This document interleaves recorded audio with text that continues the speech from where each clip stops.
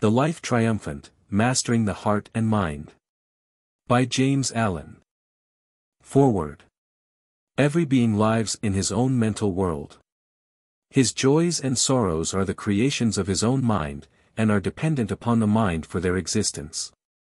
In the midst of the world, darkened with many sins and sorrows, in which the majority live, there abides another world, lighted up with shining virtues and unpolluted joy, in which the perfect ones live.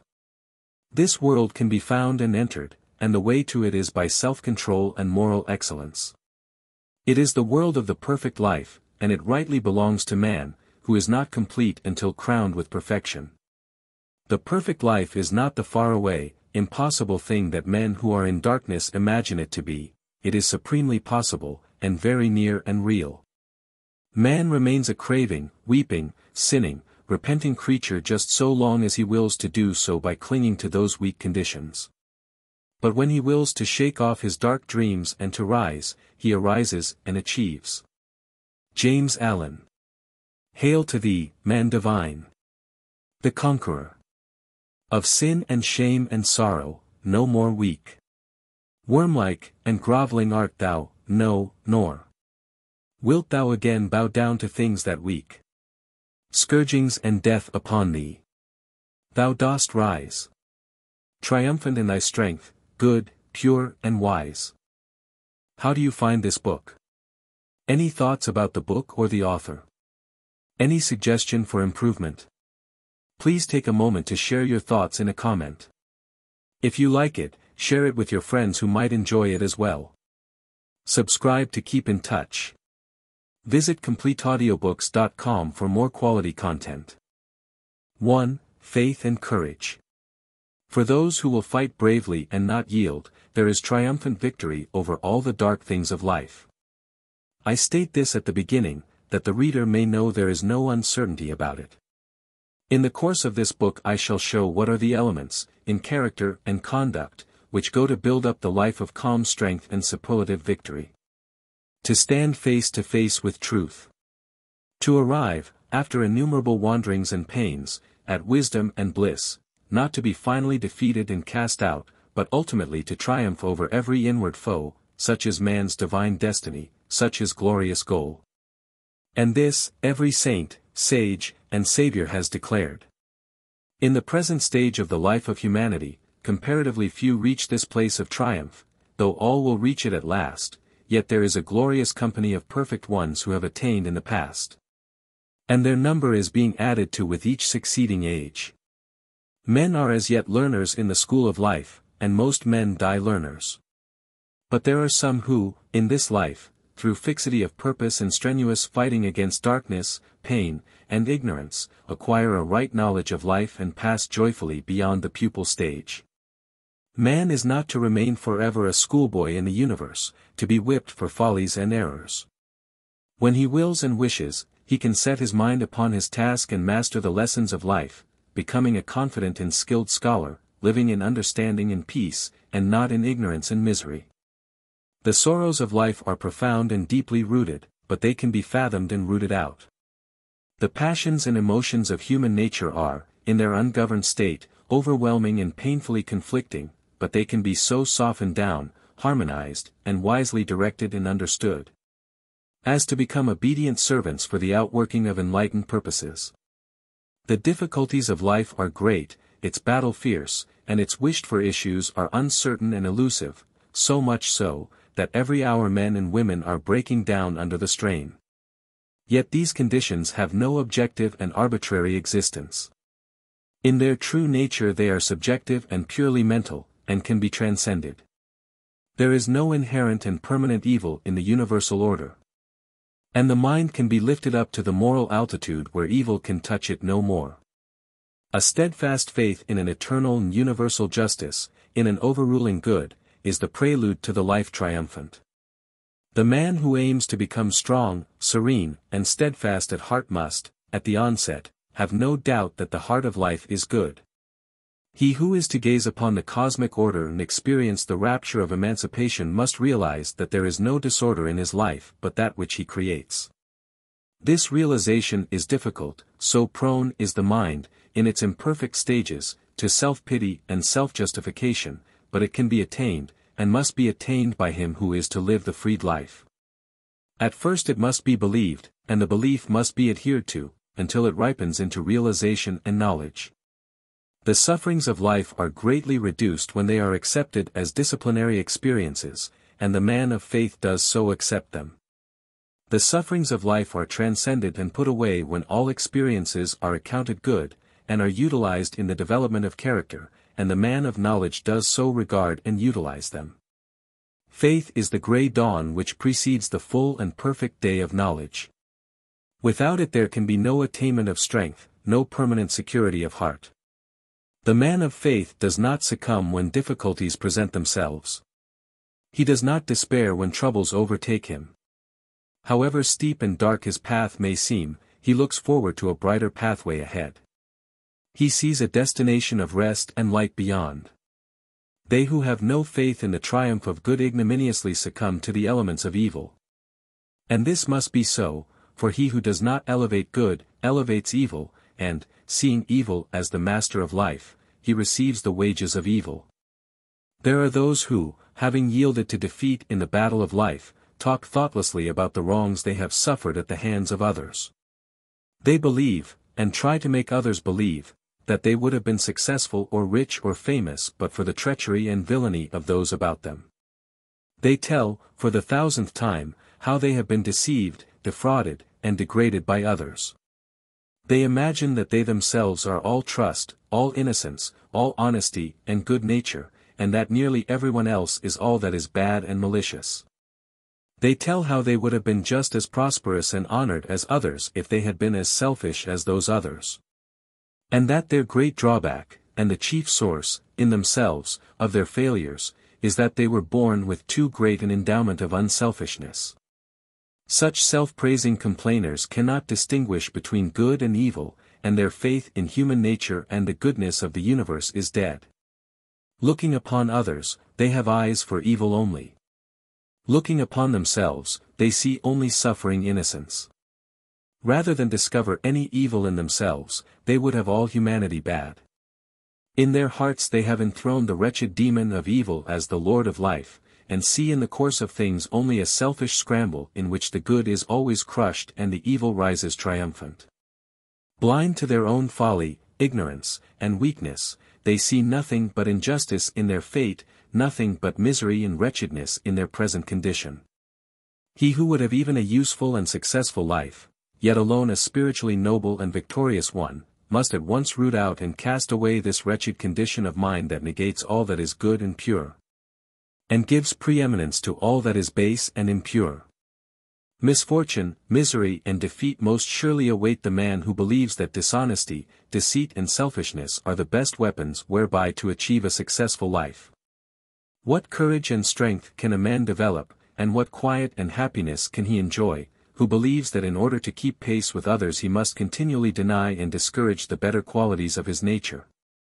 The man who believes that evil is more powerful than good, and that bad men have the best of life, is still involved in the elements of evil, and, being so involved, he suffers, must necessarily suffer, defeat. It may appear to you that the world is given over to wickedness, that the bad prosper, and the good fail, that there is nothing but chance, injustice, and disorder. But do not believe this, regard it as an illusive appearance. Conclude that you do not see life as it really is, that you have not yet fathomed the causes of things, and that when you can look upon life through a purer heart and a wiser mind, you will see and understand its equity. And truly when you do so look at life, you will see good where you now see evil, order where now appears disorder, and justice where now injustice seems to prevail. The universe is a cosmos, not a chaos, and the bad do not prosper. It is true there is much evil in the world, otherwise there would be no necessity for moral aims, but there is also much misery in the world, and the evil and misery are related as cause and effect. It is equally true that there is much good in the world, and much abiding gladness, and the good and gladness are related as cause and effect. He who has acquired that faith in the power and supremacy of good, which no apparent injustice, no amount of suffering, and no catastrophe can shake, will pass through all emergencies, all trials and difficulties. with a sublime courage that defies the demons of doubt and despair. He may not succeed in all his plans. He may even encounter much failure, but when he fails, it will be that he may frame nobler purposes and ascend to higher achievements. He will only fail in order to reach a success greater than that of which he first dreamed. His life will not, cannot, be a failure. Some of its details will fail, but this will be but the breaking of weak links in the chain of character and events, in order that the whole may be made more strong and complete. There is an animal courage which can calmly face the fire of an enemy in battle, or the fierce rage of beasts, but which fails in the battle of life and breaks down when confronted with the beasts that rage within one's own heart. It requires a higher, diviner courage to remain calm in the hour of deprivation and calamity than in the heat of battle, to overcome self than to overcome another. And this diviner courage is the companion of faith. A mere theological belief, commonly confused with faith, will not avail. Beliefs about God, Jesus, creation, etc. are merely surface opinions, derived chiefly from custom, which do not reach down to the real life of a man and have no power to bestow faith. Such beliefs may accompany faith, but they are distinct from it. Frequently, those who hold most tenaciously to particular beliefs about God, Jesus, and the Bible are most lacking in faith, that is, they give way to complaint, despondency, and grief immediately after some petty trouble overtakes them. If one is given to irritability, anxiety, hopelessness, and lamentations over the simple things of life, let him know that, in spite of his religious belief or metaphysical philosophy, he lacks faith. For where faith is there is courage, there is fortitude, there is steadfastness and strength. The opinions of men are lightly to be considered, for they are changing with every new breeze of thought. They have very little part in the reality of things, being the bubbles of a surface effervescence. But behind all opinions there is the same human heart. That godless are they who are goodless, even though they may be members of churches and make a great profession of faith in God. That godly are they who are goodly even though they make no profession of religion. The complainers and bewailers are the faithless and unbelieving. Those who deny or belittle the power of good, and in their lives and actions affirm and magnify the power of evil, are the only real atheists. Faith bestows that sublime courage that rises superior to the petty and selfish disappointments and troubles of life, that acknowledges no defeat except as a step to victory, that is strong to endure, patient to wait, and energetic to struggle. It perceives the benign law of truth in all things, and is assured of the final triumph of the heart, and the kingly power of the mind. Light up, then, the lamp of faith in your heart, and walk through the darkness guided by its illuminating rays. Its light is dim, and cannot be compared with the sunlight brilliance of knowledge, but it suffices to lead one safely through the mists of doubt and the black darkness of despair. Along the narrow, thorny ways of sickness and sorrow, and over the treacherous plains of temptation and uncertainty. It enables man to ward off and outstrip the foul beasts that rage in the jungle of his heart, and to reach safely the open plains of a pure life and the mountain levels of conquest where the dim light of faith is no longer needed. For, leaving behind him all the darkness, all the doubt, error, and sorrow, he enters into a new consciousness and upon a higher round of life, works, and acts, and lives self-contained and peaceful, in the full and glorious light of knowledge. 2. Manliness, Womanliness and Sincerity. Before a man can be truly godly, he must be manly. Before a woman can be truly godly, she must be womanly. There can be no true goodness apart from moral strength. Simpering, pretense, artificial behavior, flatteries, insincerities and smiling hypocrisies, let these things be forever destroyed and banished from our minds. Evil is inherently weak, ineffectual, and cowardly. Good is essentially strong, effective, and courageous. In teaching men and women to be good, I teach them to be strong, free, self-reliant. They will greatly misunderstand me and the principles which I enunciate who imagine that because I teach gentleness, purity, and patience I teach the cultivation of an effeminate weakness. It is only the manly man and the womanly woman who can properly understand those divine qualities. No one is better equipped to achieve the life triumphant than they who, along with active moral qualities and a high sense of purity and honor, are also possessed of the strong animal nature of the normal man. That animal force which, in various forms, surges within you, and which, in the hour of excitement, carries you blindly away, causing you to forget your higher nature and to forfeit your manly dignity and honor, that same force controlled, mastered, and rightly directed, will endow you with a divine strength by which you can achieve the highest, noblest, most blissful victories of true living. The savage within you is to be scourged and disciplined into obedience. You are to be the master of your heart, your mind, yourself. Man is only weak and abject when he gives up the reins of government to the lower, instead of directing the lower by the higher.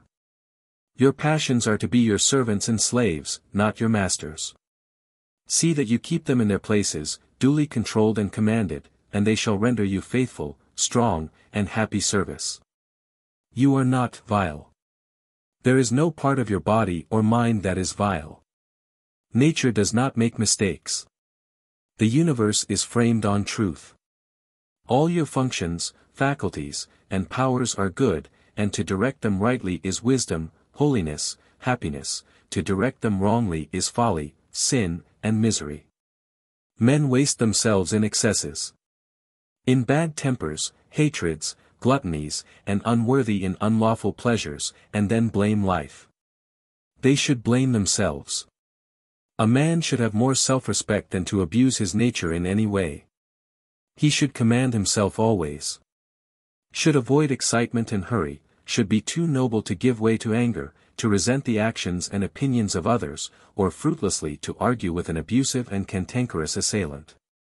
A quiet, unobtrusive, and unoffending dignity is the chief mark of a ripe and perfect manhood. Honor others and respect yourself. Choose your own path and walk it with a firm, unflinching step, but avoid a meddlesome interference with others.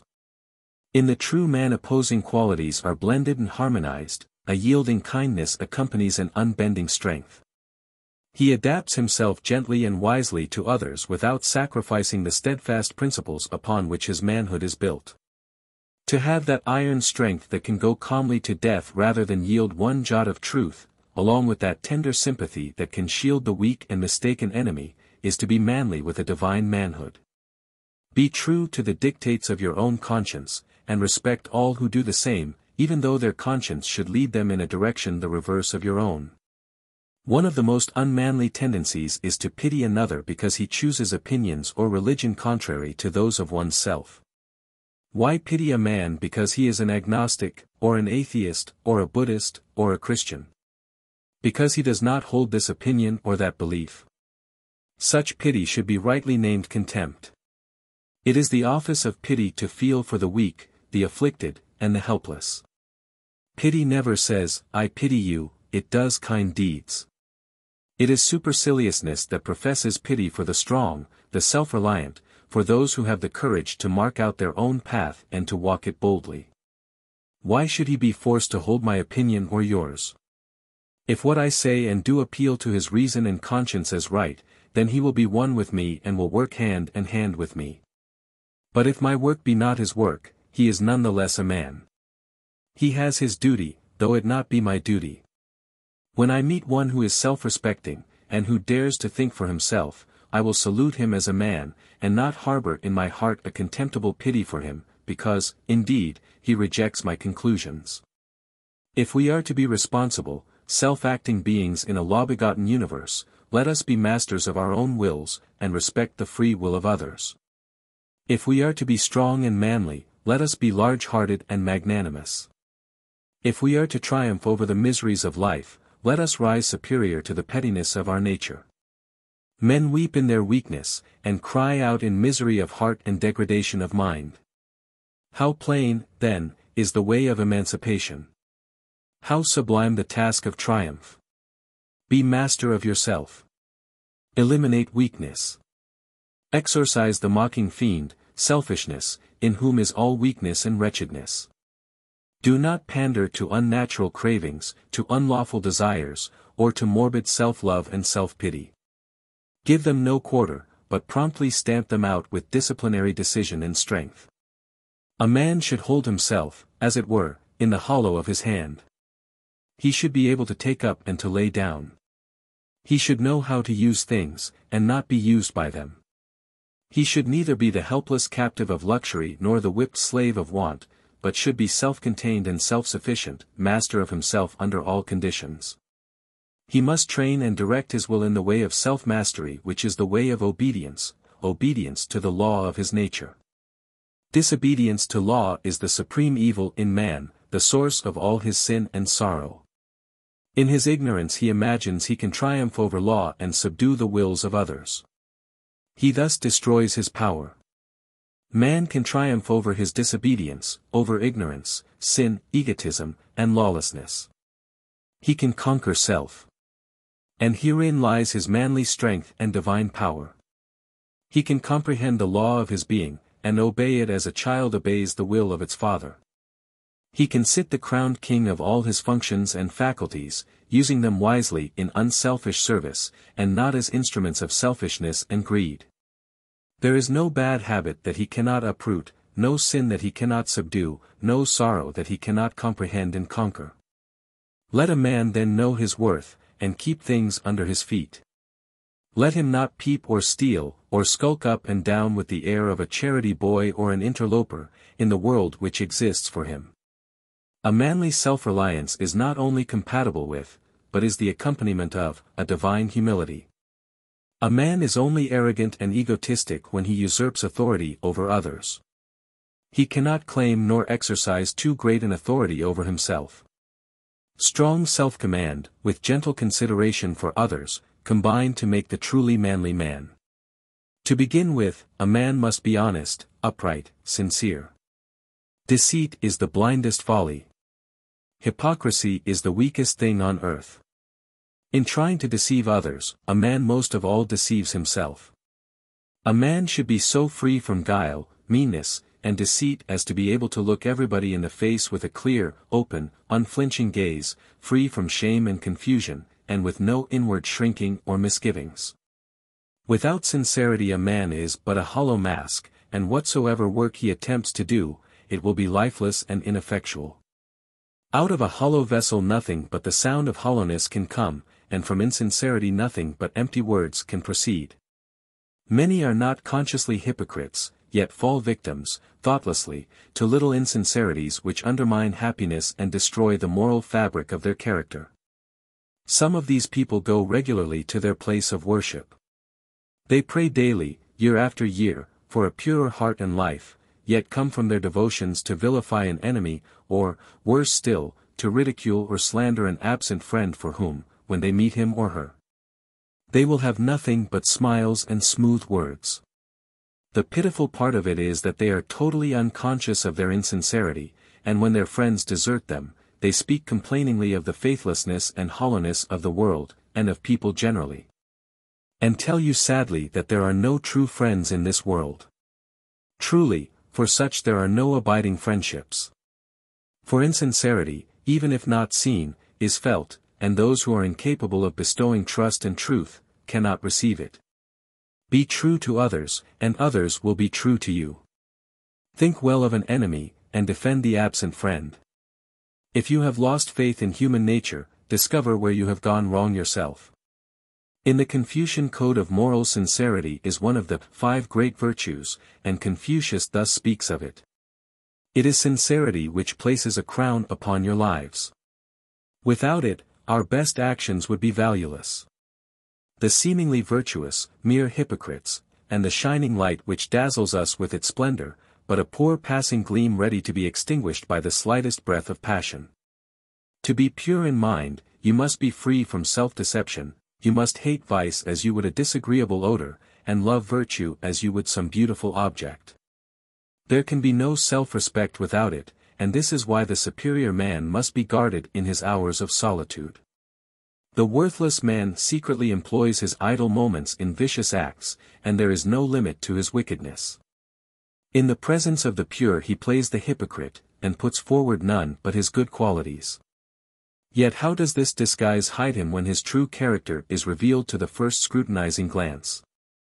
It has been said that there is a strict watch kept over that which is pointed at by many hands, and gazed at by many eyes. It is in solitude, then, that the upright man has the greatest reason to be guarded. Thus the sincere man does not do or say that which he would be ashamed of were it brought to light. His uprightness of spirit enables him to walk upright and confident among his fellow men. His presence is a strong protection, and his words are direct and powerful because they are true. Whatever may be his work, it prospers. Though he may not always please the ears of men, he wins their hearts, they rely on him, trust and honor him. Courage, self-reliance, sincerity, generosity and kindness, these are the virtues which constitute a robust manhood. Without them, a man is but clay in the hands of circumstances. A weak, wavering thing that cannot rise into the freedom and joy of a true life. Every young man should cultivate and foster these virtues, and as he succeeds in living them will he prepare to achieve the life triumphant. I see coming upon the earth a new race of men and women, men who will be men indeed, strong, upright, noble, too wise to stoop to anger, uncleanness, strife, and hatred, women who would be women indeed, gentle, truthful, pure. Too compassionate to stoop to gossip, slander, and deception. From their loins will proceed superior beings of the same noble type, and the dark fiends of error and evil will fall back at their approach. These noble men and women will regenerate the earth. They will dignify man, and vindicate nature, restoring humanity to love, happiness, and peace, and the life of victory over sin and sorrow will be established in the earth. 3. Energy and power. How wonderful is the universal energy! Never tiring, inexhaustible, and apparently eternal in its operation, it moves in atom and in star, informing the fleeting shapes of tune with its restless, glowing, pulsating power. Man is a portion of this creative energy, and in him it manifests, through a combination of mental faculties, as affection, passion, intelligence, morality, reason, understanding, and wisdom. He is not merely a blind conductor of energy, but he consciously uses, controls, and directs it. Slowly, but with certainty, is he gaining control of the forces without, and is making them do obedient service. And just as surely will he gain control of the forces within, the subtle energies of thought, and direct them into channels of harmony and happiness.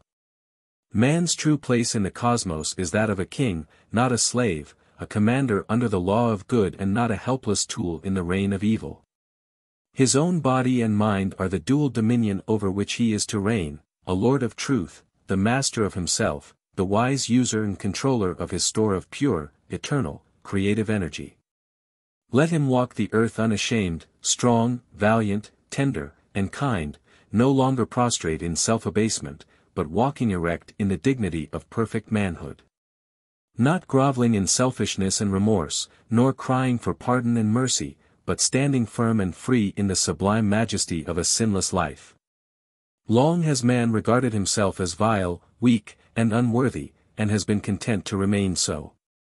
But in the new era which has just now burst upon the world, he is to make a glorious discovery that he is pure, powerful, and noble when he rises up and wills. The rising up is not against any outward enemy. Not against neighbor, nor governments, nor laws, nor spirits, nor principalities, but against the ignorance, folly, and misery which beset him in the dominion of his own mind. For it is only by ignorance and folly that man is slavish. By knowledge and wisdom his kingdom is restored. Let them who will, preach man's weakness and helplessness, but I will teach his strength and power. I write for men, not for babes, for those who are eager to learn, and earnest to achieve. For those who will put away, for the world's good, a petty personal indulgence, a selfish desire, a mean thought, and live on as though it were not, without craving and regret. The truth is not for the frivolous and the thoughtless. The life triumphant is not for triflers and loiterers. Man is a master. If he were not, he could not act contrary to law. Thus his so-called weakness is an indication of strength, his sin is the inversion of his capacity for holiness. For what is his weakness and sin but misdirected energy, misapplied power? In this sense, the wrongdoer is strong, not weak. But he is ignorant, and exerts his strength in wrong directions instead of right, against the law of things instead of with it. Suffering is the recoil of misdirected strength. The bad man becomes good by reversing his conduct. If you are weeping over your sins, cease to commit those sins and establish yourself in their opposing virtues. It is thus that weakness is converted into strength, helplessness into power, and suffering into bliss. By turning his energies from the old channels of vice, and directing them into the new channels of virtue, the sinner becomes a saint. While the universal energy may be unlimited, in particular forms its sum is strictly limited. A man is possessed of a given amount of energy, and he can use it or misuse it, can conserve and concentrate it, or dissipate and disperse it. Power is concentrated energy, wisdom is that energy adapted to beneficent ends. He is the man of influence and power who directs all his energies towards one great purpose, and patiently works and waits for its fulfillment, sacrificing his desires in other and more pleasant directions. He is the man of folly and weakness who, thinking chiefly of pleasure, gratifies the desire of the hour, or follows the whim and impulse of the moment, and so drifts thoughtlessly into peevishness and poverty of mind. The energy used in one direction is not available for use in other directions. This is a universal law both in mind and matter. Emerson calls it the law of compensation. Gain in a given direction necessitates loss in its opposite direction. The force placed in one scale is deducted from the other scale. Nature is always endeavoring to strike a balance. The energy which is dissipated in idleness is not given to work. The pleasure seeker cannot also be a truth seeker. The force wasted in a fit of bad temper is drawn from the man's store of virtue, particularly the virtue of patience. Spiritually, this law of compensation is the law of sacrifice.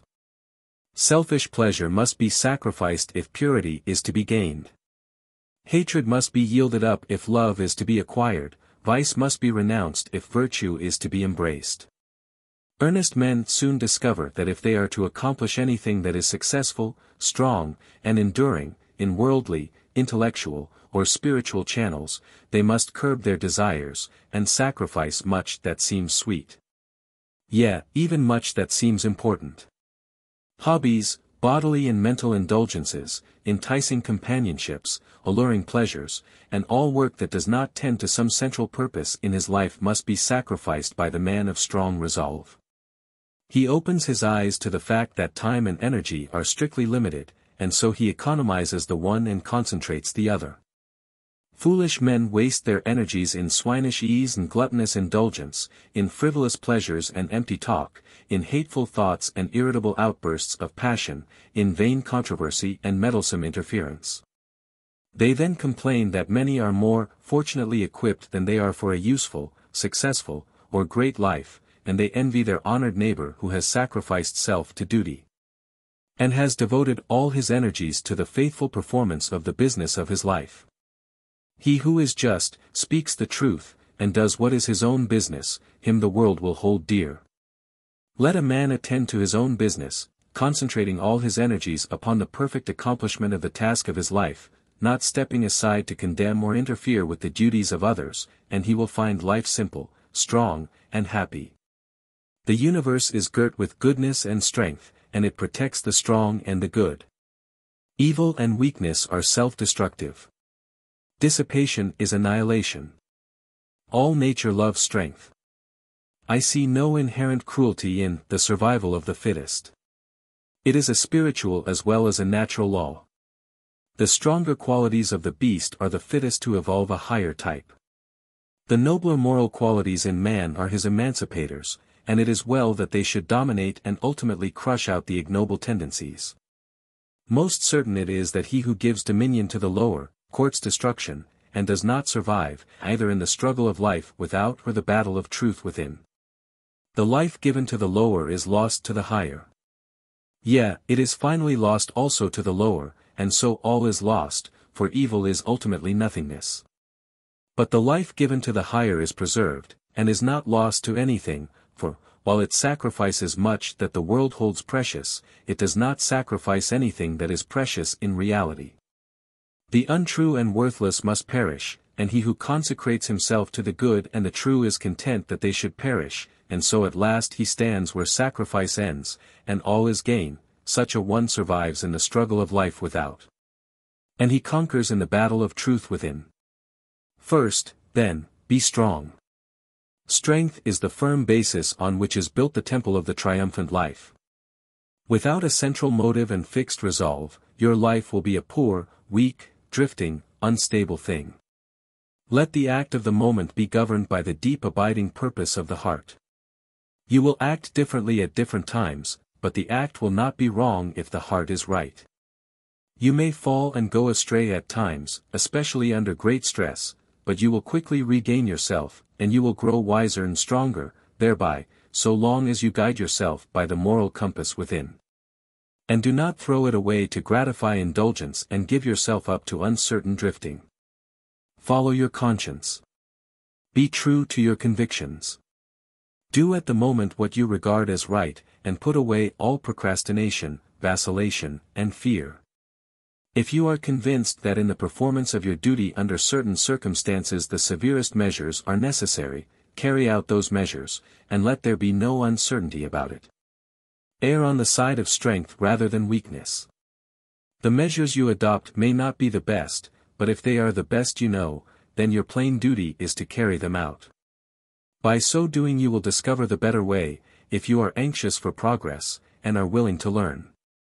Deliberate beforehand, but in the tune of action do not hesitate. Avoid anger and stubbornness, lust and greed. The angry man is the weak man. The stubborn man, who refuses to learn or mend his ways, is the foolish man. He grows old in folly, and gray hairs do not bring him reverence or honor. The sensualist has energy for pleasure only, and reserves none for manliness and self-respect. The greedy man is blind to the nobility of human nature and the glory of a true life. He spends his energies in perpetuating the miseries of hell, instead of enjoying the happiness of heaven. Your strength is with you, and you can spend it in burrowing downward or in climbing upward. You can dissipate it in selfishness or conserve it in goodness. The same energy will enable you to become a beast or a god. The course along which you direct it will determine its effect. Do not think the thought, "My mind is weak," but convert weakness into strength, and energy into power by redirecting your mental forces. Turn your thoughts into noble channels. Put away vain longings and foolish regrets, abolish complaint and self-condolence, and have no dalliance with evil. Lift your face upward. Rise up in your divine strength, and spurn from your mind and life all meanness and weakness.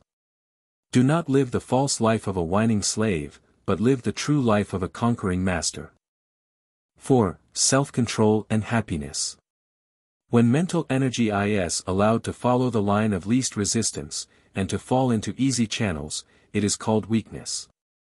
When it is gathered, focused, and forced into upward and different directions, it becomes power, and this concentration of energy and acquisition of power is brought about by means of self-control. In speaking of self-control, one is easily misunderstood. It should not be associated with a destructive repression, but with a constructive expression. The process is not one of death, but of life. It is a divine and masterly transmutation in which the weak is converted into the strong, the coarse into the fine, and the base into the noble, in which virtue takes the place of vice, and dark passion is lost in bright intellectuality. The man who merely smothers up and hides away his real nature, without any higher object in view than to create a good impression upon others concerning his character, is practicing hypocrisy and not self-control. As the mechanic transmutes coal into gas, and water into steam, and then concentrates and utilizes the finer forces for the comfort and convenience of others, so the man who intellectually practices self-control transmutes his lower inclinations into the finer qualities of intelligence and mortality to the increase of his own and the world's happiness.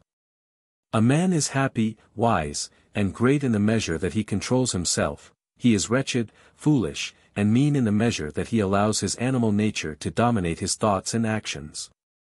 He who controls himself controls his life, his circumstances, his destiny, and wherever he goes he carries his happiness with him as an abiding possession.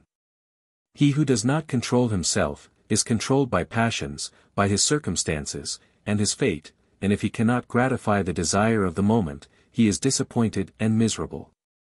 He depends for his fitful happiness on external things. There is no force in the universe which can be annihilated or lost. Energy is transformed, but not destroyed. To shut the door on old and bad habits is to open it to new and better ones. Renunciation precedes regeneration.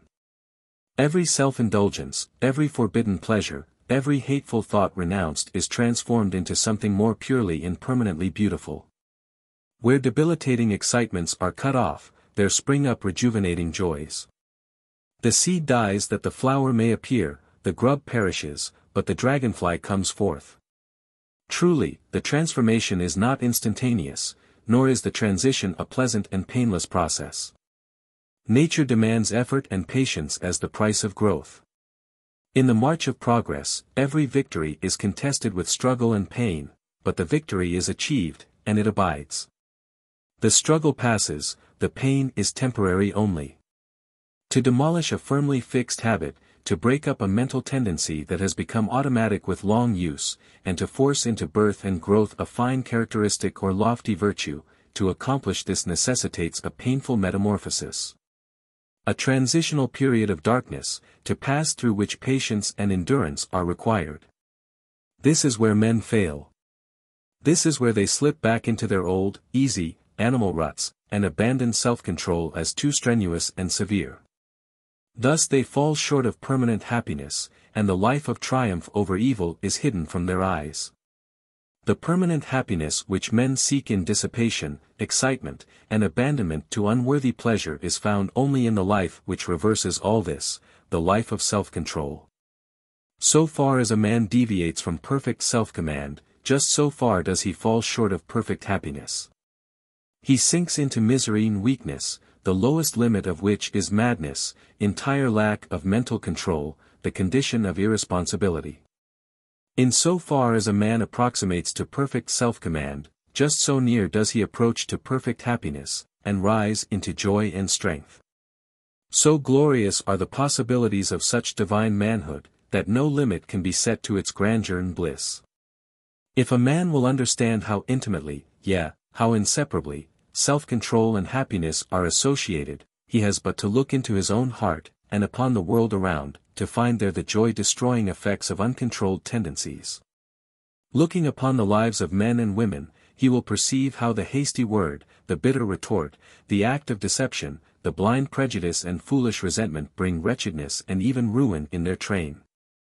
Looking into his own life, what days of consuming remorse, of restless anxiety, and of crushing sorrow rise up before his mind, periods of intense suffering through which he has passed through lack of self-control.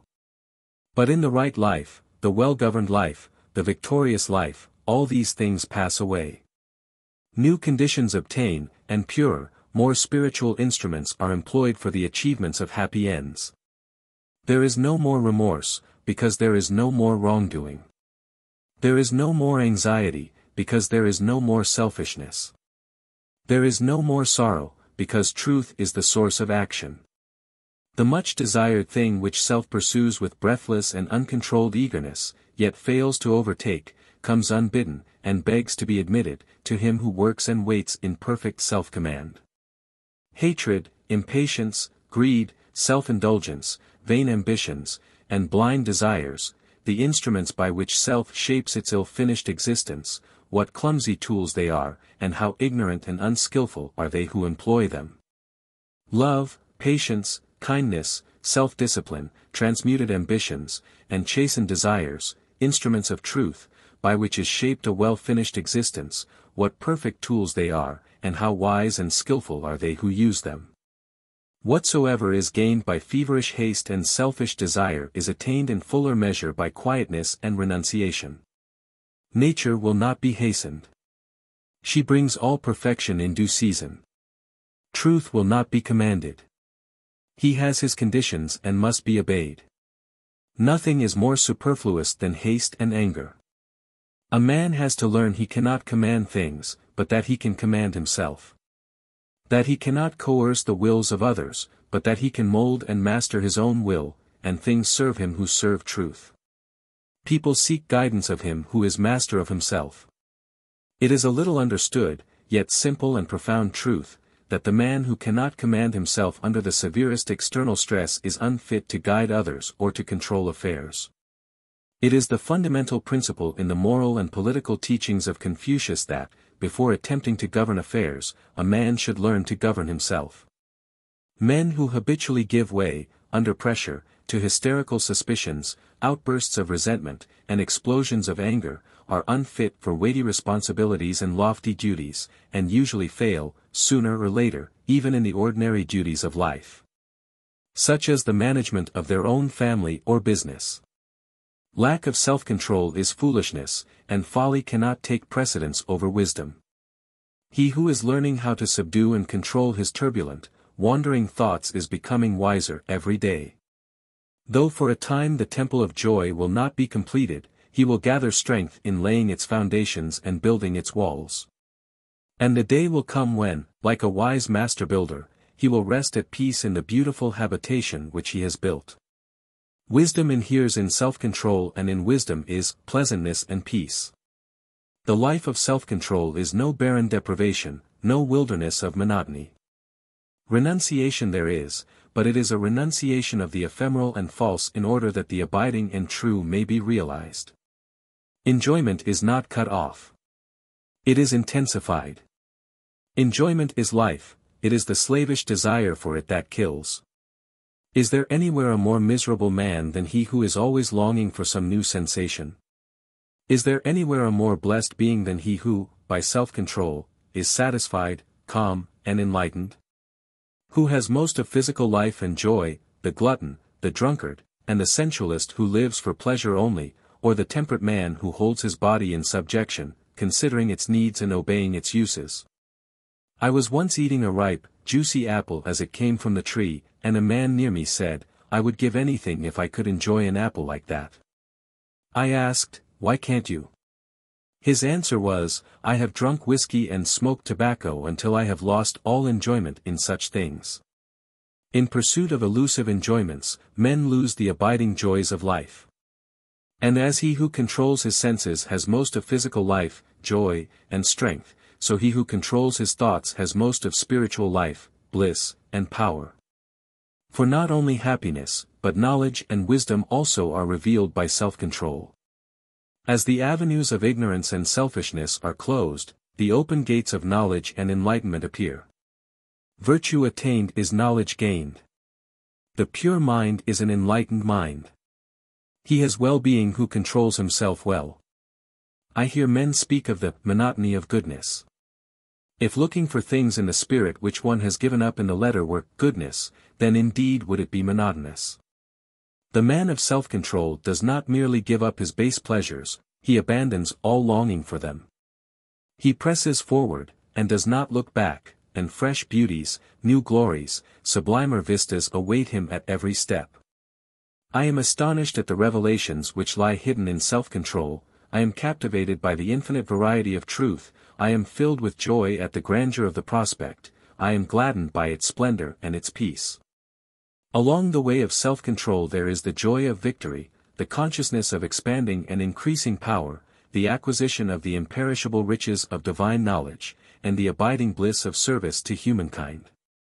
Even he who travels only a portion of the way will develop a strength, achieve a success, and experience a joy which the idle and the thoughtless cannot know. And he who goes all the way will become a spiritual conqueror. He will triumph over all evil, and will blot it out. He will gaze with enrapt vision upon the majesty of the cosmic order, and will enjoy the immortality of truth. 5. Simplicity and freedom. You have known what it is to be physically encumbered by some superfluous load. You have experienced the happy relief of dispensing with such a load.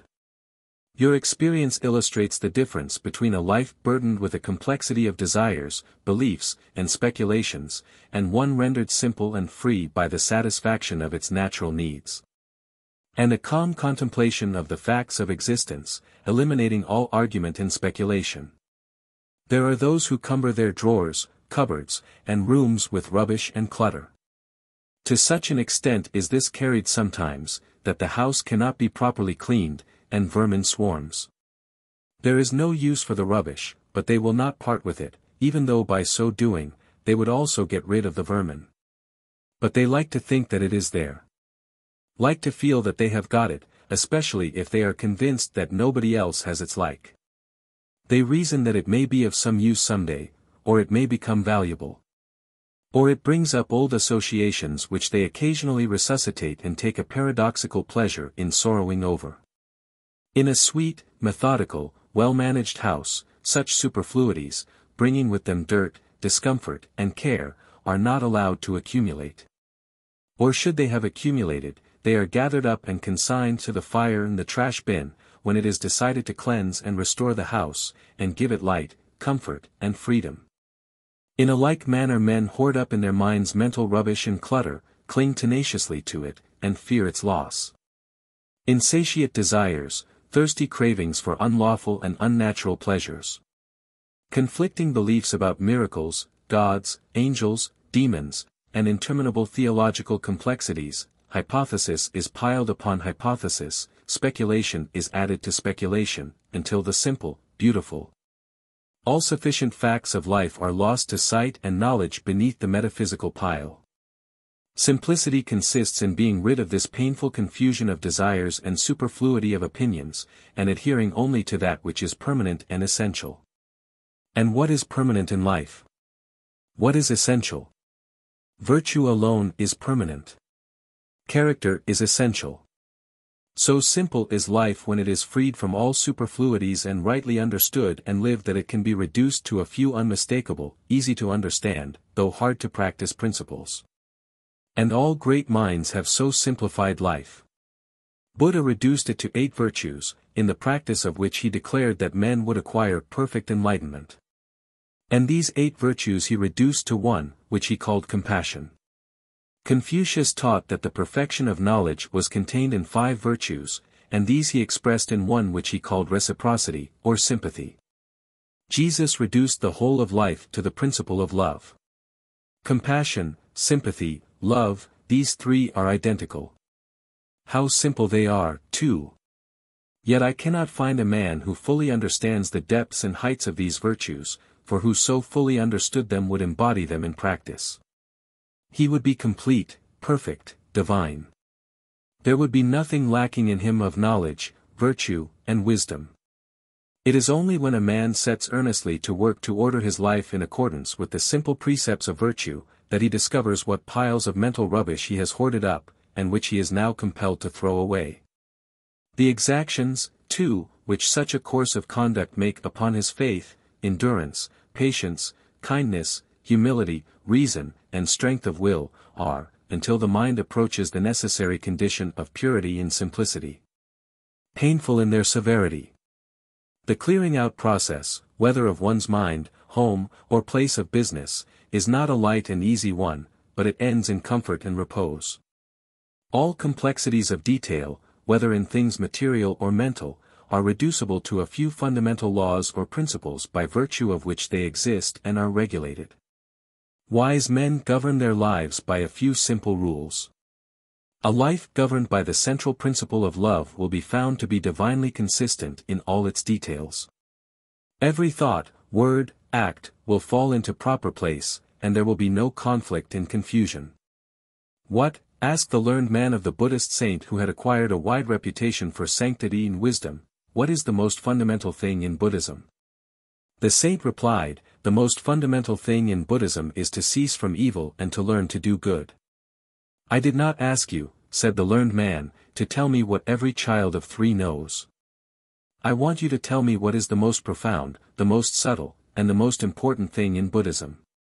The most profound, the most subtle, the most important thing in Buddhism, said the saint, is to cease from evil and to learn to do well. It is true that a child of 3 may know it, but gray-haired old men fail to put it into practice. The commentator then goes on to say that the learned man did not want facts, he did not want truth. He wanted to be given some subtle metaphysical speculation which would give rise to another speculation, and then to another and another, and so afford him an opportunity of bringing into play the wonderful intellect of which he was so proud. A member of a philosophical school once proudly said to me, "Our system of metaphysics is the most perfect and the most complicated in the world." I discovered how complicated it was by becoming involved in it and then pursuing the process of disentanglement back to the facts of life, simplicity, and freedom. I have since learned how better to utilize my energy and occupy my time in the pursuit and practice of those virtues that are firm and sure, rather than to waste it in the spinning of the pretty but unsubstantial threads of metaphysical cobwebs. But while regarding with disfavor assumption and pride, and that vanity which mistakes its own hypothesis for reality, I set no premium on ignorance and stupidity. Learning is a good thing. As an end in itself, as a possession to be proud of, it is a dead thing, but as a means to the high ends of human progress and human good it becomes a living power. Accompanied with a lowly mind, it is a powerful instrument for good. The Buddhist saint was no less learned than his proud questioner, but he was more simple and wise. Even hypotheses will not lead us astray if they are perceived as mere hypotheses and are not confounded with facts. Yet the wisest men dispense with all hypotheses, and fall back on the simple practice of virtue. They thus become divine, and arrive at the acme of simplicity, enlightenment, and emancipation. To arrive at the freedom and joy of simplicity, one must not think less, he must think more. Only the thinking must be set to a high and useful purpose, and must be concentrated upon the facts and duties of life, instead of dissipated in unprofitable theorizing. A life of simplicity is simple in all its parts because the heart which governs it has become pure and strong, because it is centered and rested in truth. Harmful luxuries in food and vain superfluities in dress. Exaggerations of speech and insincerities of action, thoughts that tend to intellectual display and empty speculation, all these are set aside in order that virtue may be better understood and more earnestly embraced. The duties of life are undertaken in a spirit from which self is eliminated, and they become transfigured with a new and glorious light, even the light of truth. The great fundamental facts of life, heretofore hidden from knowledge, are plainly revealed, and the eternal verities, about which the wordy theorizers can only guess and argue, become substantial possessions. The simple-hearted, the true-hearted, the virtuous and wise, are no longer troubled with doubts and fears about the future and the unknown and unknowable. They take their stand upon the duty of the hour, and on the known and the knowable. They do not barter away the actual for the hypothetical. They find in virtue an abiding security. They find in truth an illuminating light which, while it reveals to them the true order of the facts of life, throws a halo of divine promise about the abyss of the unknown, and so they are at rest. Simplicity works untrammeled, and becomes greatness and power. Suspicions, deceptions, impurities, despondencies, bewailings, doubts, and fears, all these are cast away, left behind and ignored, and the freed man, strong, self-possessed, calm, and pure, works in unclouded assurance, and inhabits heavenly plains. 6. Right thinking and repose. Life is a combination of habits, some baneful, some beneficent, all of which take their rise in the one habit of thinking. The thought makes the man, therefore right thinking is the most important thing in life. The essential difference between a wise man and a fool is that the wise man controls his thinking, the fool is controlled by it. A wise man determines how and what he shall think, and does not allow external things to divert his thought from the main purpose. But a fool is carried captive by every tyrant thought as it is aroused within him by external things, and he goes through life the helpless tool of impulse, whim, and passion.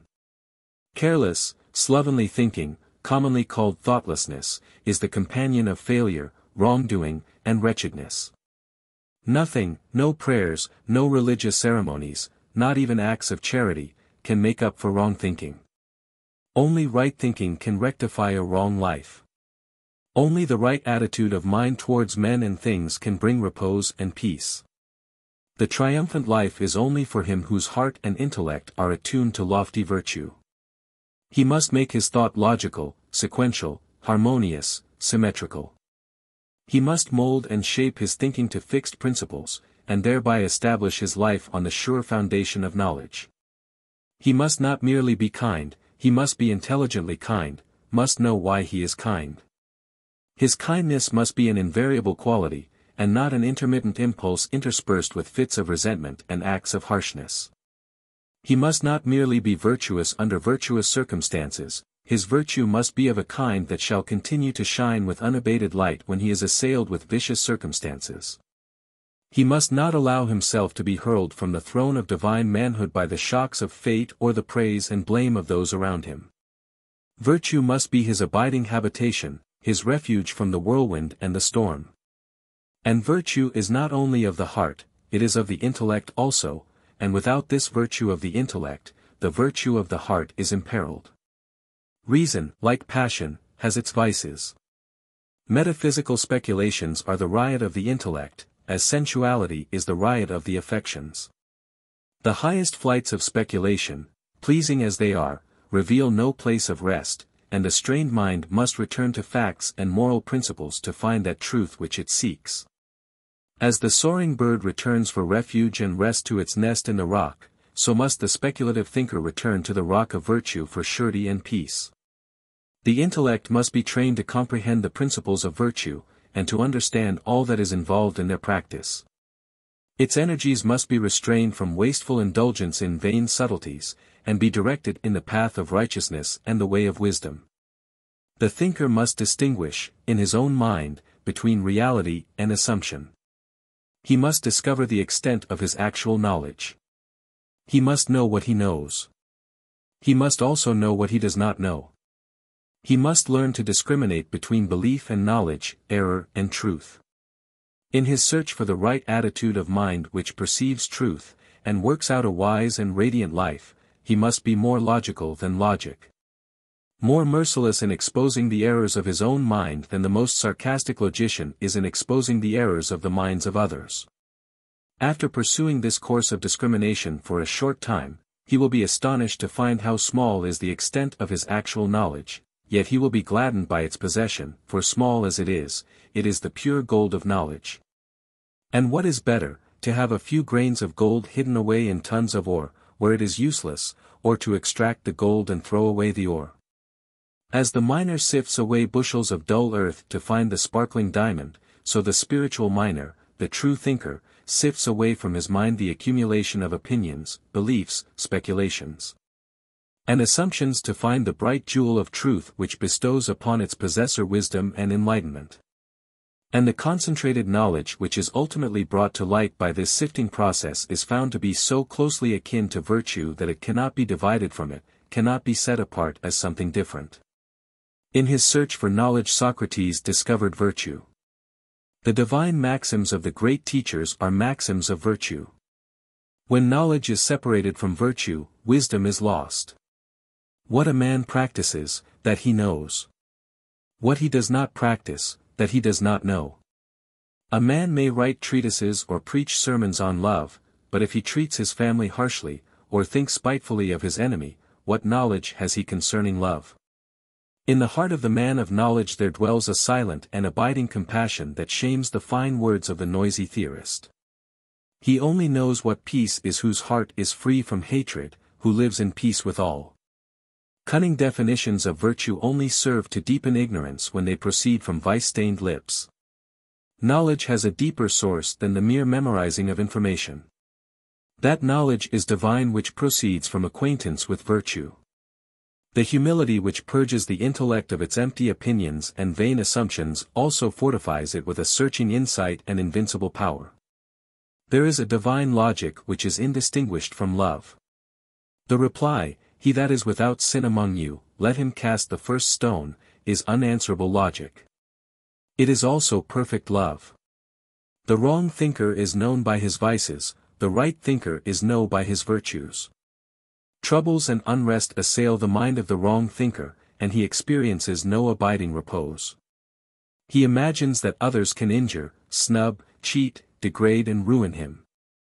Knowing nothing of the protection of virtue, he seeks the protection of self, and takes refuge in suspicion, spite, resentment, and retaliation, and is burnt in the fire of his own vices. When slandered, he slanders in return. When accused, he recriminates. when assailed, he turns upon his adversary with double fierceness. I have been treated unjustly, exclaims the wrong thinker, and then abandons himself to resentment and misery. Having no insight and unable to distinguish evil from good, he cannot see that his own evil, and not his neighbor's, is the cause of all his trouble. The right thinker is not concerned with thoughts about self and self-protection, and the wrong actions of others towards him cannot cause him trouble or unrest. He cannot think, this man has wronged me. He perceives that no wrong can reach him but by his own evil deeds. He understands that his welfare is at his own hands, and thus none but himself can rob him of repose. Virtue is his protection, and retaliation is foreign to him. He holds himself steadfastly in peace, and resentment cannot enter his heart. Temptation does not find him unprepared, and it assails in vain the strong citadel of his mind. Abiding in virtue, he abides in strength and peace. The right thinker has discovered and acquired the right attitude of mind toward men and things, the attitude of a profound and loving repose. And this is not resignation, it is wisdom. It is not indifference, but watchful and penetrating insight. He has comprehended the facts of life, he sees things as they are. He does not overlook the particulars of life, but reads them in the light of cosmic law, sees them in their right relations as portions of the universal scheme. He sees the universe is upheld by justice. He watches, but does not engage in, the petty quarrels and fleeting strifes of men. He cannot be partisan. His sympathy is with all. He cannot favor one portion more than another. He knows that good will ultimately conquer in the world, as it has conquered in individuals, that there is a sense in which good already conquers, for evil defeats itself. Good is not defeated, justice is not set aside. Whatever man may do, justice reigns, and its eternal throne cannot be assailed and threatened, much less conquered and overthrown. This is the source of the true thinker's abiding repose. Having become righteous, he perceives the righteous law. Having acquired love, he understands the eternal love. Having conquered evil, he knows that good is supreme. He is only the true thinker whose heart is free from hatred, lust, and pride. Who looks out upon the world through eyes washed free from evil, whose bitterest enemy arouses no enmity, but only tender pity in his heart, who does not talk vainly about things of which he has no knowledge, and whose heart is always at peace. And by this a man may know that his thoughts are in accordance with the truth, that there is no more bitterness in his heart, that malice has departed from him, that he loves where he formerly condemned. A man may be learned, but if he is not wise he will not be a true thinker. Not by learning will a man triumph over evil, not by much study will he overcome sin and sorrow. Only by conquering himself will he conquer evil. Only by practicing righteousness will he put an end to sorrow. Not for the clever, nor the learned, nor the self-confident is the life triumphant, but for the pure, the virtuous, the wise. The former achieve their particular success in life, but the latter alone achieve the great success, a success so invincible and complete that even an apparent defeat shines with added victory. Virtue cannot be shaken, virtue cannot be confounded. Virtue cannot be overthrown.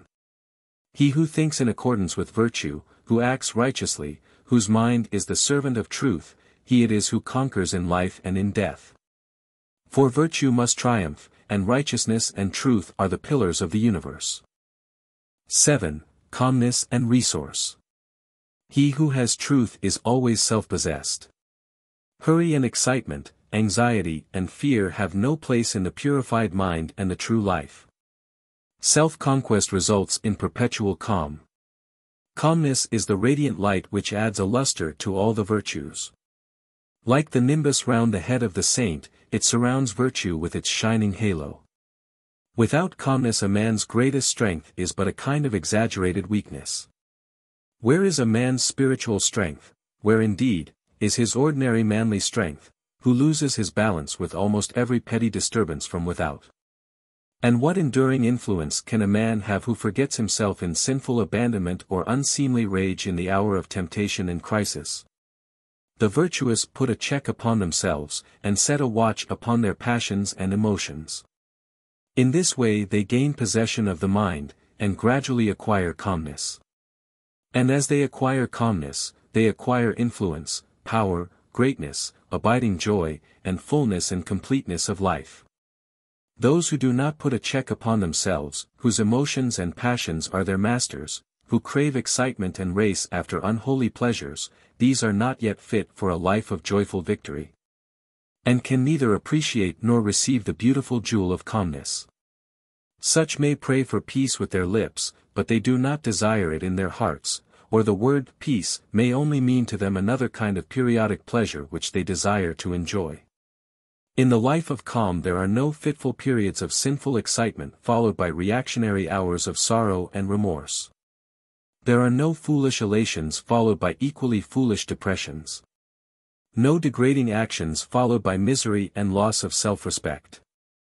All these things are put away, and what remains is truth, and truth is forever encircled with peace. The calm life is new unbroken bliss. Duties which are irksome to the ungoverned are things of joy to the calm man. Indeed, in the calm life, the word duty receives a new meaning. It is no longer opposed to happiness, but it is one with happiness. The calm man, the right-seeing man, cannot separate joy from duty. Such separation belongs to the mind and life of the pleasure hunter and lover of excitement. Calmness is difficult to attain because men cling blindly to the lower disturbances of the mind for the passing pleasure which these disturbances afford. Even sorrow is sometimes selfishly gloated over as a kind of occasional luxury. But though difficult to attain, the way which leads to its attainment is simple.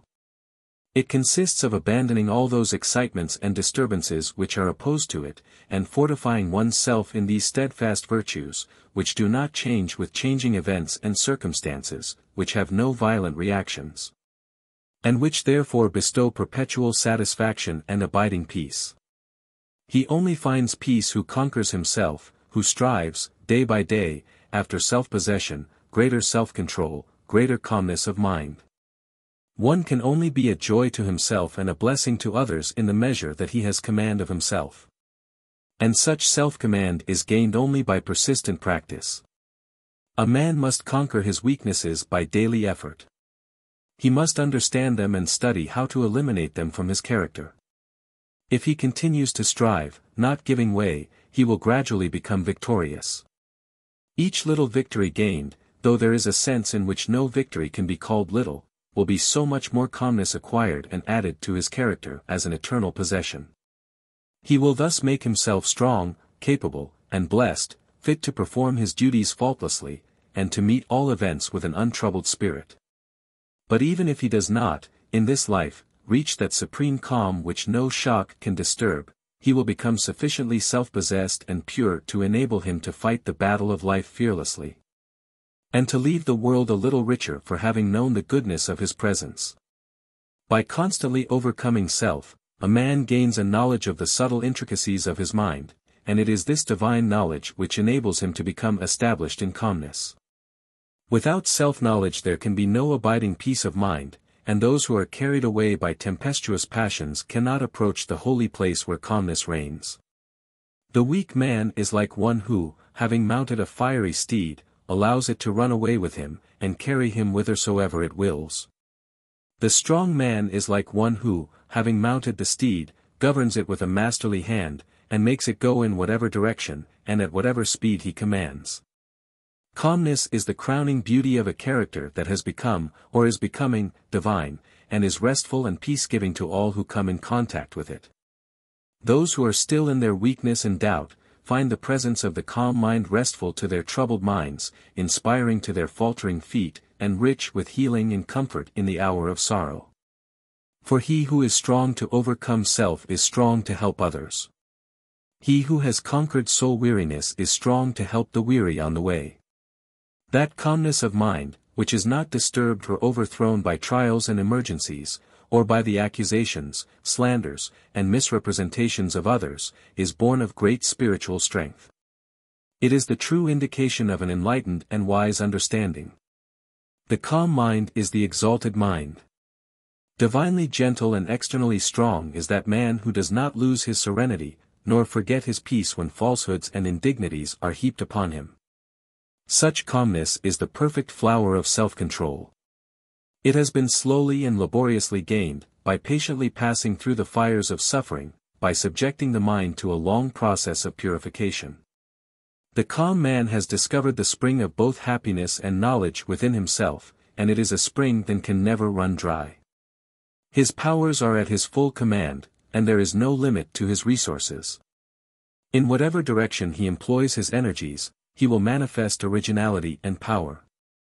And this is so because he deals with things as they are, and not with mere opinions about things. If he has any opinions left, he is no longer enamored of them, but sees them as they are, mere opinions, and therefore of no intrinsic value. He has abolished egotism, and, by obedience to law, has become one with the power in nature and the universe. His resources are untrammeled by selfishness, his energies unhindered by pride. There is a sense in which he has ceased to regard anything as his own. Even his virtues belong to truth, and not exclusively to his person. He has become a conscious principle of cosmic power, and is no longer a mean, dwarfed thing, seeking petty personal ends.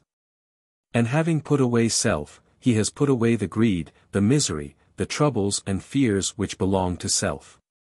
He acts calmly, and accepts all consequences with equal calmness.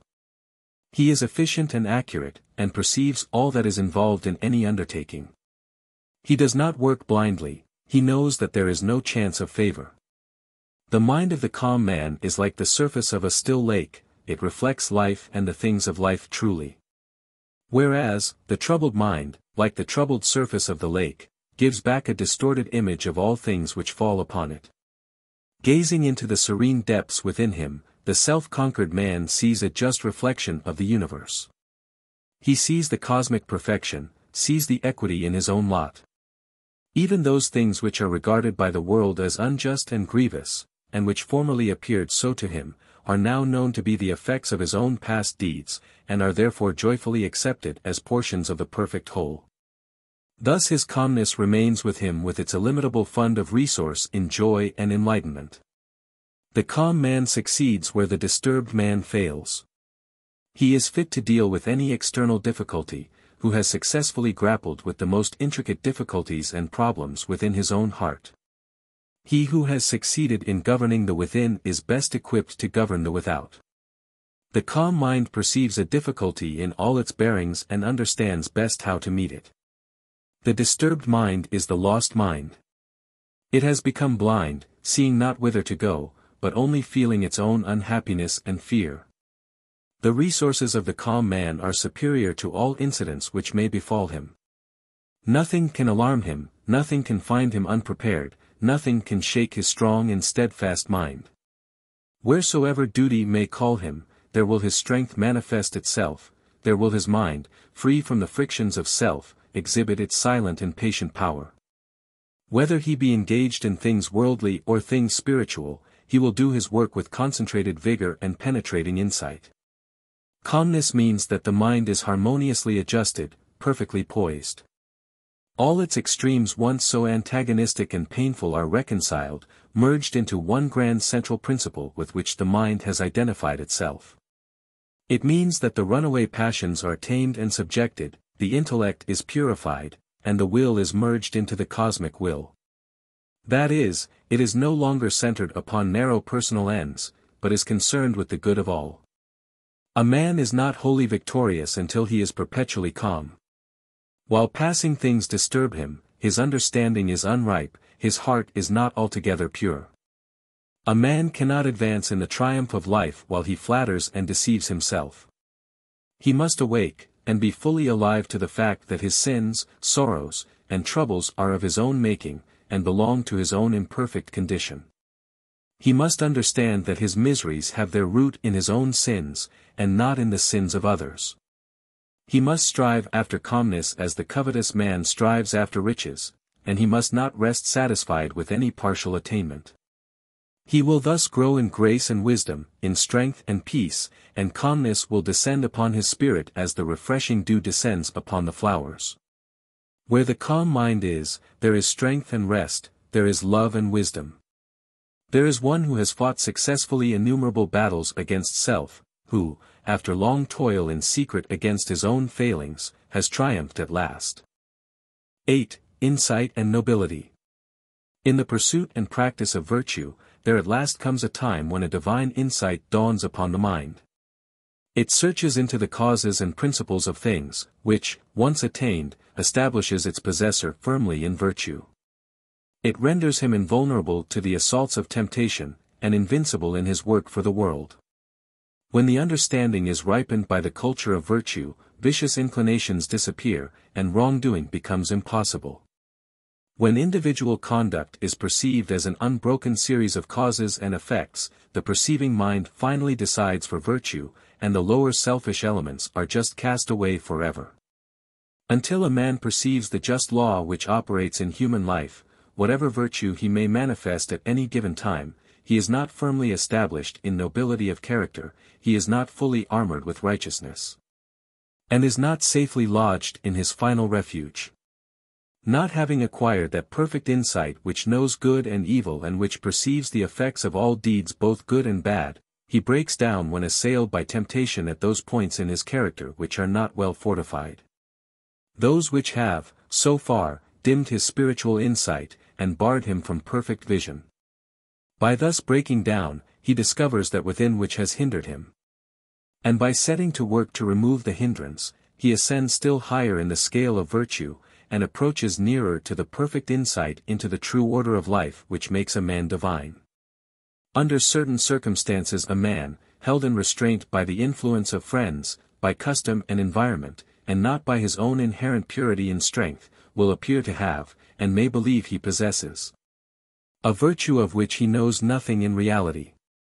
And his lack of such virtue only appears when all outward restraints are withdrawn, and, under temptation, the concealed weakness and vice make themselves manifest. On the other hand, the man of superior virtue will seem, in a familiar environment, to be much the same as his weaker fellows, and his virtue will not be apparent to those about him. But when he is suddenly brought in contact with great temptations or extraordinary events, his latent virtue appears in all its beauty and strength. Insight destroys the dominion of evil and reveals the faultless operation of the good law. The man of perfect insight cannot sin, because he fully understands the nature of good and evil. And it is impossible for one who knows good and evil, in all their ramifications of cause and effect, to choose the evil and reject the good. Just as the sane man would not choose ashes in preference to food, so the spiritually awakened man would not choose evil in preference to good. The presence of sin is an indication of self-delusion and of ignorance. The spiritual vision is warped or undeveloped, and there is confusion of mind concerning the nature of good and evil. In the early stages of virtue, a man arrays himself against the forces of evil which appear to him to be overpowering in their might, and almost, if not entirely, unconquerable. But with the advent of insight, a new light is thrown upon the nature of things, and evil appears as it actually is, a small, dark, powerless thing, a mere negation, and not a formidable force or combination of forces. The man of insight knows that the root of evil is ignorance, and not an intelligent power, and that all sin and suffering proceed therefrom. Thus, knowing evil to be merely a deprivation of good, he cannot hate it, but manifests compassion for all sinning and suffering beings. Indeed, he who has so far conquered the evil in his own heart, as to know the nature and source of evil, cannot possibly hate, dislike, or despise any being, no matter how far removed from virtue it may be. But, while fully perceiving the degradation of character, he understands the dark spiritual condition from which such degradation springs, and so he pities and helps where, without insight, he would hate and despise. Love ever attends upon insight, and pity waits on knowledge. That insight which proceeds from self-purification and long acquaintance with virtue makes itself manifest in the form of ripeness of character. There is an unchanging strength and sweetness combined, a clearness of intellect, a virile strength of will and a gentleness of heart, a combination which denotes a cultured, mellowed, perfected being. One who has acquired sympathy, compassion, purity, and wisdom. Thus, while goodness gives insight, insight renders goodness permanent, fixes the mind in the love and practice of all that is pure and noble, and stamps upon man's brow the seal of divinity. The man whose goodness is of the kind that does not alter with altered environment, or with the changing attitudes of those around him, has reached the divine goodness. He understands the supreme good. He is no longer concerned with evil as a thing that can harm, but he is concerned with good only. And so he ignores evil and recognizes only good. He perceives that men commit evil out of the mistaken idea of good, and, thus perceiving, no hatred against any can enter his peaceful heart. The life of such a man is powerful, no matter how obscure it may be, for goodness is the most powerful thing in the world. The fact of his living and moving among men confers incalculable benefit upon the race, although during his lifetime this may not be perceived or understood. So powerful is goodness that the destiny of the world was, is, and will be in the hands of the good. Those who are good are the guides and emancipators of humanity. In the present period of its development, they are taking the race rapidly along in its evolutionary journey. And this, not in any mystical or miraculous sense, but in a very practical and normal sense, by their exemplary lives, by the power of their deeds. The good men who help the world are not wonder workers, though undeveloped minds have ever tried to make them such, but the workers of righteousness, servants of the good law. The world never was, is not, and will not be, under the dominion of evil, for such a condition would mean non-existence, evil being merely the negation of good, as darkness is the negation of light. It is light, and not darkness, which is the sustaining power.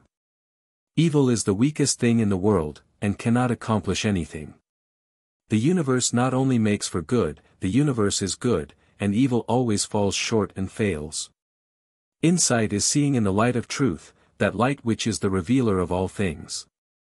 As the light of day reveals all objects in the world in their proper forms, so when the light of truth enters the mind it reveals all the things of life in their proper proportions. He who searches his own heart by the aid of truth, searches all hearts.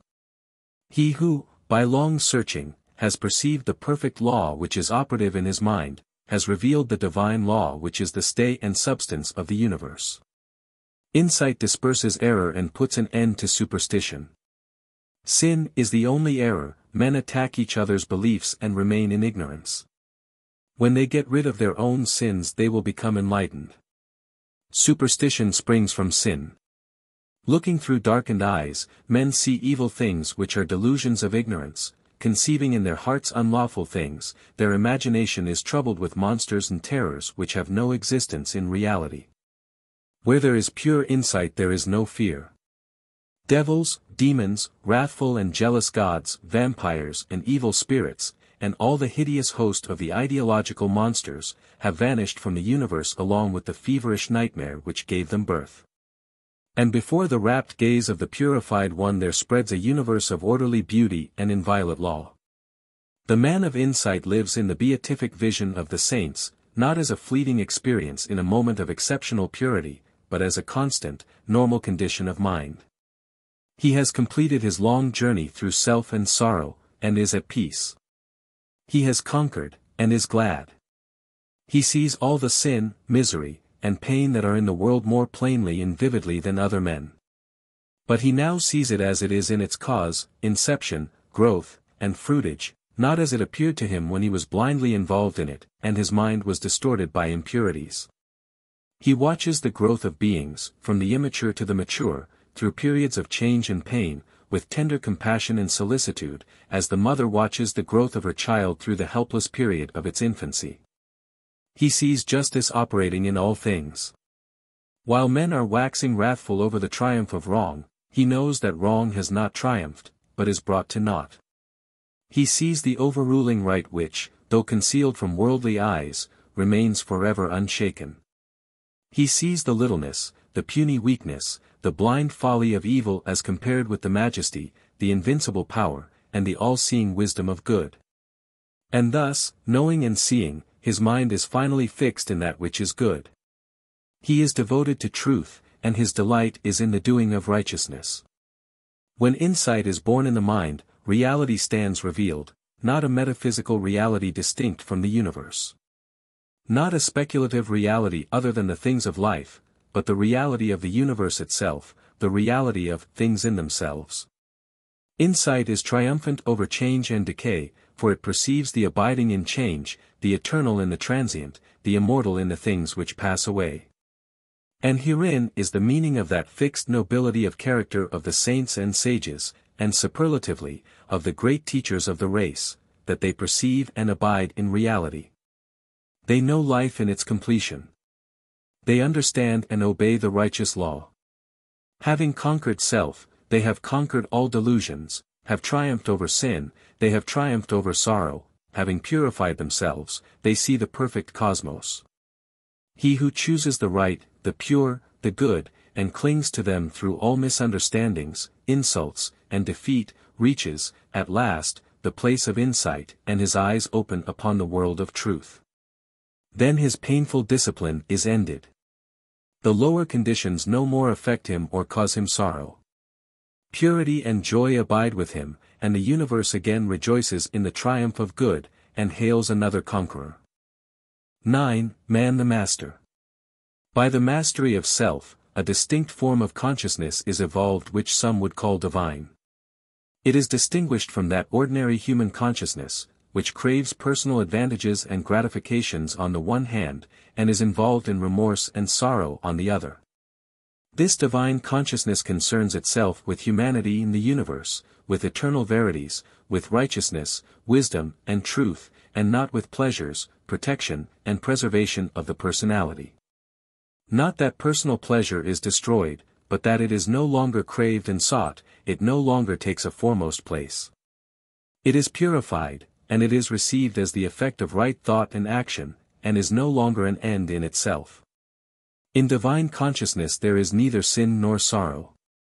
Even the sense of sin has passed away, and the true order and purpose of life being revealed, no cause is found for lamentation. Jesus called this state of consciousness, the kingdom of heaven, Buddha named it, nirvana, Lao Tzu's term for it was, Tao, Emerson refers to it as, the Oversoul, and Dr. Buck calls it, cosmic consciousness, in his valuable work bearing that title. The ordinary human consciousness is self-consciousness. Self, the personality, is placed before everything else. There are ceaseless anxieties and fears concerning the self. Its possible loss is thought to be the most grievous calamity, and its eternal preservation the most important thing in the universe. In divine consciousness all this has passed away. Self has disappeared. Therefore, there can be no more fears and anxieties concerning the self, and things are considered and known as they are, and not as they afford pleasure or cause pain to self, not as self wishes them to be for its own temporal or eternal happiness. The self-conscious man is subject to desire, the divinely conscious man is master of desire. The former considers what is pleasant or unpleasant, the latter acts from the righteous law without reference to pleasure or pain.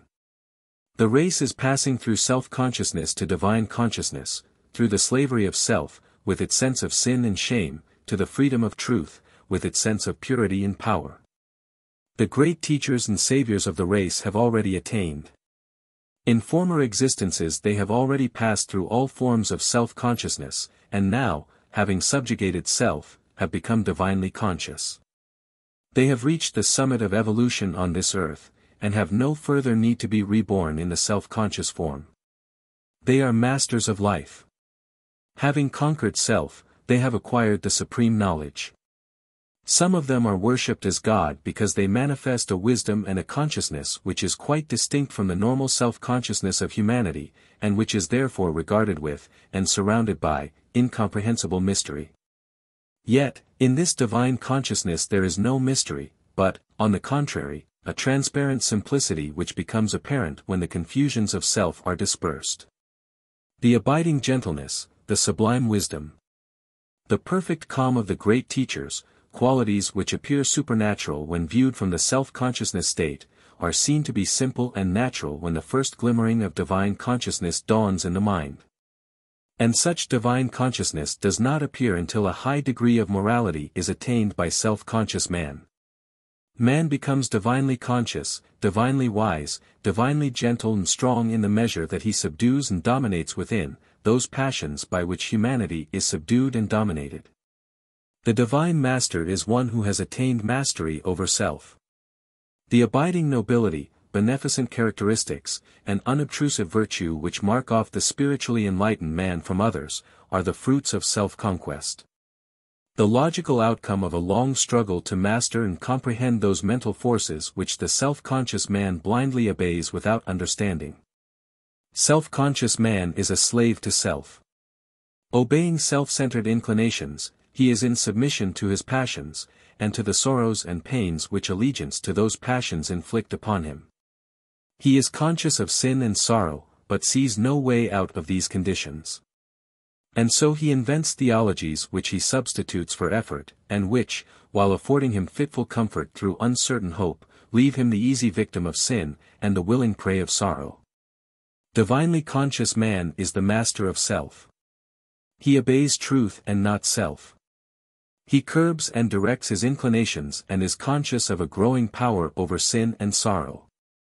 He sees that there is a way out of these conditions by the path of self-mastery. He needs no theologies to aid him, but exerts himself in right doing, and is gladdened by a sense of victory and increasing purity and power.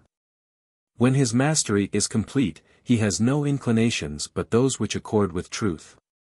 He has then become the conqueror of sin, and is no longer subject to sorrow. Enlightened, wise, and ever more peaceful and happy is he who has subjected, overcome, and cast out the turbulent self that reigned within. The tempests of sorrow do not chill him. The cares and troubles which beset man pass him by, and no evil thing overtakes him. Secure in divine virtue, no enemy can overthrow him, no foe can do harm.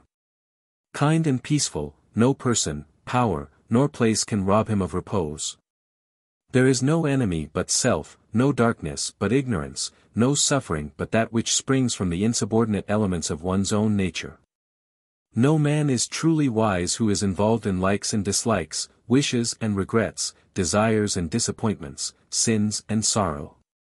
All these conditions belong to the self-conscious state, and are indications of folly, weakness, and subjection. He is truly wise who, in the midst of worldly duties, is always calm, always gentle, always patient. He accepts things as they are, and does not wish nor grieve, desire nor regret. These things belong to the divinely conscious state, the dominion of truth, and are indications of enlightenment, strength, and mastery. He who does not desire riches, fame, or pleasures. Who enjoys what he has, yet does not lament when it is taken from him, he is indeed wise. He who desires riches, fame, and pleasure, who is discontented with what he has, yet laments when it is taken from him, he is indeed foolish. Man is fitted for conquest, but the conquest of territory will not avail, he must resort to the conquest of self. The conquest of territory renders man a temporal ruler, but the conquest of self makes him an eternal conqueror. Man is destined for mastery, not the mastery of his fellow men by force, but the mastery of his own nature by self-control. The mastery of his fellow men by force is the crown of egotism, but the mastery of self by self-control is the crown of humility. He is man the master who has shaken off the service of self for the service of truth, who has established himself in the eternal verities. He is crowned, not only with perfect manhood, but with divine wisdom. He has overcome the disturbances of the mind and the shocks of life. He is superior to all circumstances. He is the calm spectator, but no longer the helpless tool, of events. No more a sinning, weeping, repenting mortal, he is pure, rejoicing, upright immortal. He perceives the course of things with a glad and peaceful heart, a divine conqueror, master of life and death. 10. Knowledge and victory. Faith is the beginning of the triumphant life, but knowledge is its consummation. Faith reveals the way, but knowledge is the goal. Faith suffers many afflictions, knowledge has transcended affliction. Faith endures. Knowledge loves. Faith walks in darkness, but believes, knowledge acts in light and knows. Faith inspires to effort, knowledge crowns effort with success. Faith is the substance of things hoped for. Knowledge is the substance of those things possessed. Faith is the helpful staff of the pilgrim, knowledge is the city of refuge at the journey's end. Without faith there will be no knowledge, but when knowledge is acquired, the work of faith is finished. The life triumphant is a life of knowledge, and by knowledge is meant, not book learning, but life learning. Not superficial facts committed to memory, but the deep facts and truths of life, grasped and comprehended. Apart from this knowledge there is no victory for man, no rest for his weary feet, no refuge for his aching heart. There is no salvation for the foolish except by becoming wise. There is no salvation for the sinful except by becoming pure. There is no liberation for man from the turmoil and troubles of life but through divine knowledge reached by the pathway of a pure and blameless life. Nowhere is there permanent peace except in an enlightened condition of mind. And a pure life and an enlightened mind are identical. But there is salvation for the foolish because wisdom can be acquired. There is salvation for the sinful because purity can be embraced. There is liberation for all men from the troubles and turmoil of life because whosoever wills to do so, whether rich or poor, learned or unlearned, can enter the lowly way of blamelessness which leads to perfect knowledge. And because of this, that there is deliverance for the captives and victory for the defeated, there is rejoicing in the high places, and the universe is glad. The man of knowledge, being victorious over himself, is victorious over sin, over evil, over all the disharmonies of life. Out of the old mind marred by sin and sorrow, he has framed a new mind glorified by purity and peace. He has died out of the old world of evil, and is reborn in a new world where love and faultless law prevail, where evil is not, and he has become deathless in immortal good. Anxiety and fear, grief and lamentation, disappointment and regret, wretchedness and remorse, these things have no part in the world of the wise. They are the shadowy inhabitants of the world of self, and cannot nay, they are seen to have no substantiality, in the light of wisdom. The dark things of life are the dark conditions of a mind not yet illuminated by the light of wisdom. They follow self as the shadow of substance. Where selfish desires go, there they follow, where sin is, there they are. There is no rest in self, there is no light in self. And where the flames of turbulent passions and fires of consuming desires are rife, the cool airs of wisdom and peace are not felt. Safety and assurance, happiness and repose, satisfaction and contentment, joy and peace, these are the abiding possessions of the wise, earned by right of self-conquest, the results of righteousness, the wages of a blameless life. The substance of a right life is enlightenment, knowledge, and the spirit of knowledge is peace. To be victorious over self in all the issues of life is to know life as it is in reality, and not as it appears in the nightmare of self. It is to be in peace in all passages, and not to be stricken with trouble and grief in the common happenings of life.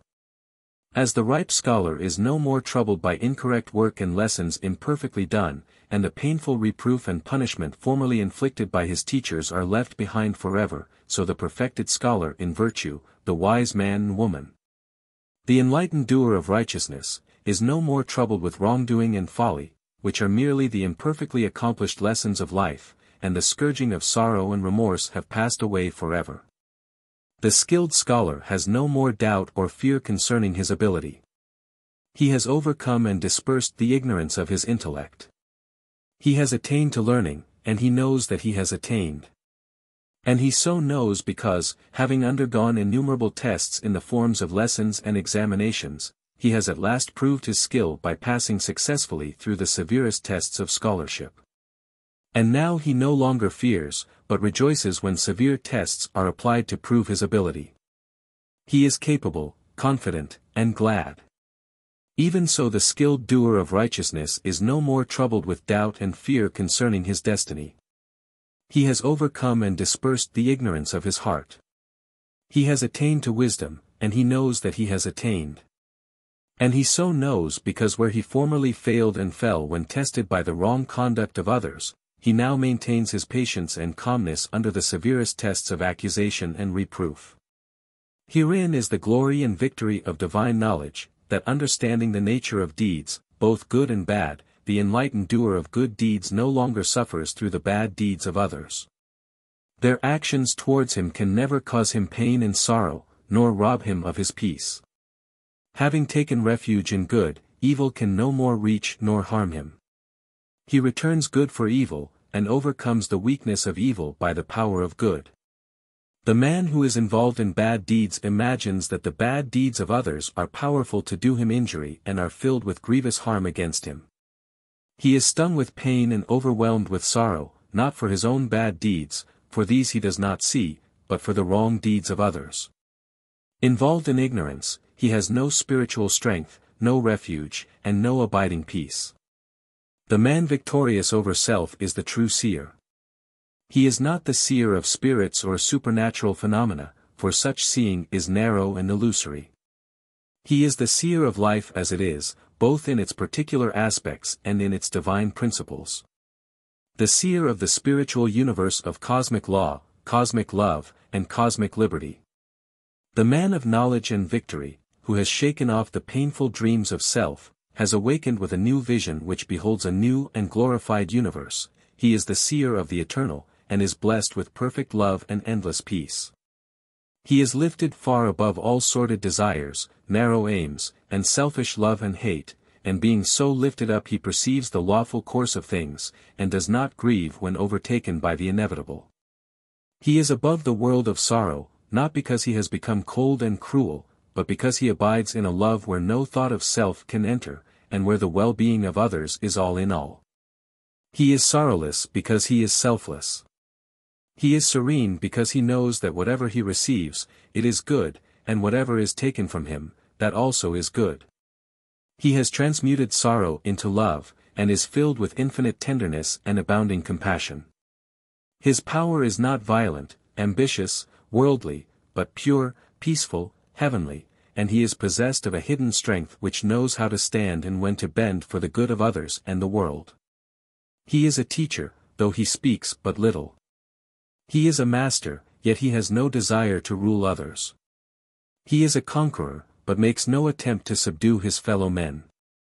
He has become a conscious instrument for the outworking of cosmic law, and is an intelligent, enlightened power directing the evolution of the race. At this, the beginning of a new epoch, let the good news again go forth throughout the world that there is purity for the sinful, comfort for the afflicted, healing for the broken-hearted, and triumph for the defeated. In your heart, O man! O woman! Stained as it is with sin, and torn with conflicting desires, there is a place of power, a citadel of strength. You are the dwelling place of the supreme good, and the scepter of victory awaits you. Deep in your consciousness is the high seat of empire. Arise, O stricken one! Ascend your rightly throne,